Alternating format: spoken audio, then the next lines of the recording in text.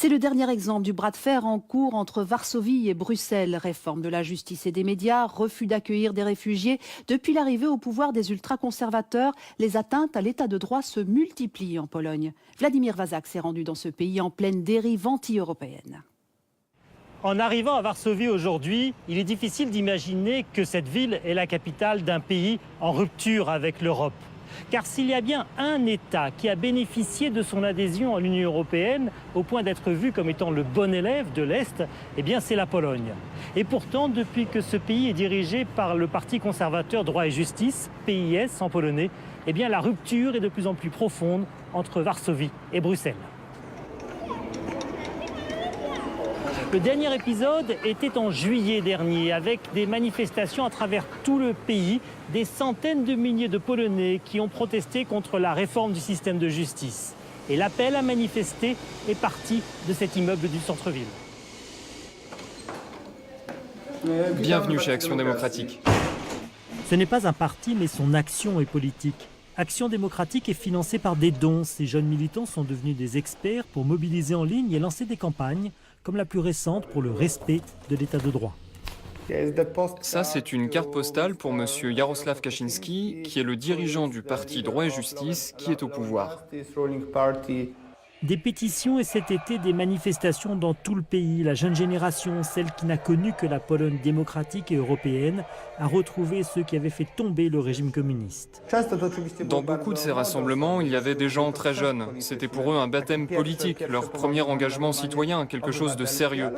Mais il y avait aussi des gens qui étaient déjà actifs à l'époque de Solidarność et qui pensent qu'aujourd'hui, il y a le même type de menace qu'à l'époque communiste.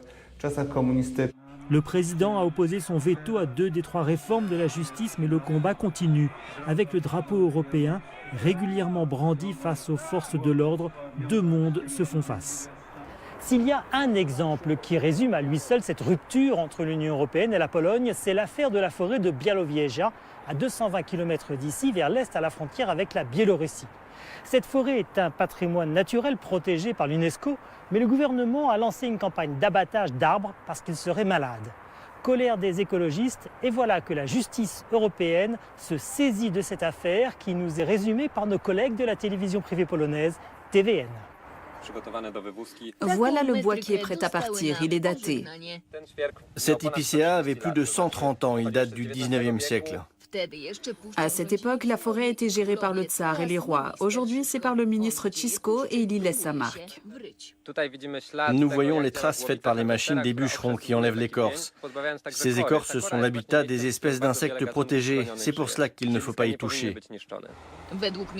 Hier soir, 2 heures avant l'échéance, le ministre de l'Environnement a envoyé ses explications à la Cour européenne de justice à Luxembourg. Si la Cour décide de juger sur le fond, une telle procédure pourrait durer plusieurs mois. Et si l'affaire tourne mal pour la Pologne, l'amende pourrait être d'une dizaine de millions d'euros. Le ministre a calculé ce que cela coûterait à la Pologne de cesser les coupes, comme le demande la Commission européenne. La perte serait de 3,2 milliards de zloty. D'où vient cette somme? Le ministère ne l'explique pas.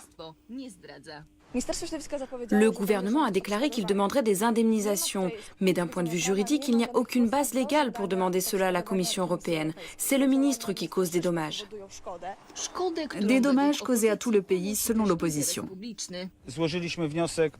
Nous avons déposé une motion signalant au procureur les actes du ministre Sisko et nous allons demander la création d'une commission d'enquête parlementaire. Nous demandons un débat.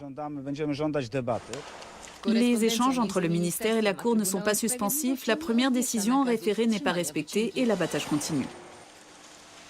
Reportage Katarzyna Górniak. Nous voilà au siège de TVN et la rédaction de cette chaîne d'information suit depuis des mois l'affaire de la forêt. Le journaliste Piotr Czaban revient de là-bas avec des images impressionnantes de la tension qui existe entre des activistes écologistes et les bûcherons. Le ministre de l'Environnement, M. Chisko, fait appel à ses propres experts pour justifier la position du gouvernement de couper les arbres, tout en méprisant les fonctionnaires européens qui, selon lui, seraient incapables de faire la différence entre une grenouille et ce scarabée qui attaque les épicéas.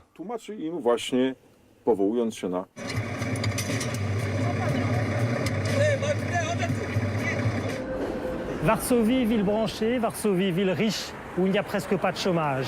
Et pourtant, le gouvernement polonais a fait de ce bon élève un cancre de la famille européenne. Mais au-delà de ce constat, il y a un enjeu beaucoup plus important. Si l'Union européenne perd ce bras de fer, eh bien ce sont ses valeurs fondamentales qui perdront toute crédibilité.